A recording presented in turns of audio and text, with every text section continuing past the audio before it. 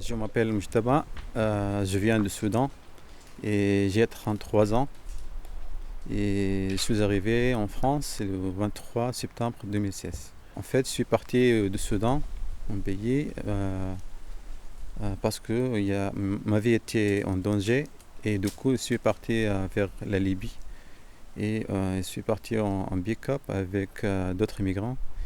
Et comme vous le savez, la situation en Libye c'est très dangereux. Et par un passeur, j'ai traversé la Méditerranée en petit bateau. Et après, je suis arrivé en Libye, en Italie, pardon. En fait, avant de partir, je ne savais pas que je dois traverser la Méditerranée. J'avais aucune idée. Et c'est vraiment très, très, très grave. Parce que on a monté sur un bateau, un petit bateau gonflable. Et on était plus de 150 personnes. Et du coup, on a mis un jour dans la mer. Et c'est vraiment très très grave. Et pour moi, ce n'était pas facile d'oublier cette expérience. En fait, quand tu es dans la mer, tu penses si tu vas mourir ou pas. C'est ça les idées. On ne pense pas on va en Suède, on va en France, on va en Angleterre. Non, on ne pense pas à ça.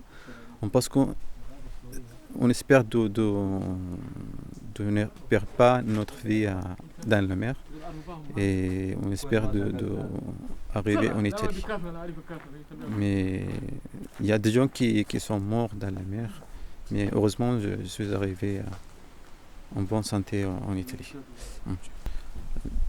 Des pays comme la France, il y a beaucoup de gens qui sont accueillants et ils peuvent accueillir beaucoup plus que ça en France. Et moi je trouve ça c'est pas bien. Et parce qu'on est tous des êtres humains, on peut vivre ensemble, on n'est pas dangereux pour eux. Et voilà, on est parti, notre pays, c'est pas pour le plaisir, on est parti parce qu'on était obligé de partir. Et c'est ça l'idée. On n'est pas là pour voler leur travail, leur poste. Non, on n'est pas parti pour ça. Je ne peux pas quitter mon pays, mes enfants, ma famille pour choisir un pays comme la France ou l'Italie ou n'importe pour vivre. Et c'est pas la vie, c'est pas la vraie vie. La vraie vie pour moi, c'est d'être avec ma famille, avec les personnes que je l'aime beaucoup, dans l'endroit où je suis né. Euh, Ça me plaît beaucoup quand je, quand je réfléchis sur les bons souvenirs au Soudan. En fait, la vie à Saint-Bosir, c'est vraiment bien. J'aime bien ma vie à Saint-Bosir parce qu'on n'est pas seul, hein. Je ne me sens pas seul parce que euh, là, je suis avec des amis, des personnes qui viennent de mon pays, le Soudan, l'Érythrée, l'Éthiopie, les Guinées, les Afghanistan. Et voilà, on est tous des frères. Et du coup, on passe un bon temps ensemble, on rigole et on joue ensemble, on profite du temps. C'est le seul problème à Saint-Bosir, c'est la longue attente. Et ça me fatigue beaucoup. Vraiment, ça me fatigue beaucoup. Là, j'attends 12 ans pour avoir mes papiers et juste aujourd'hui, je n'ai pas mes papiers.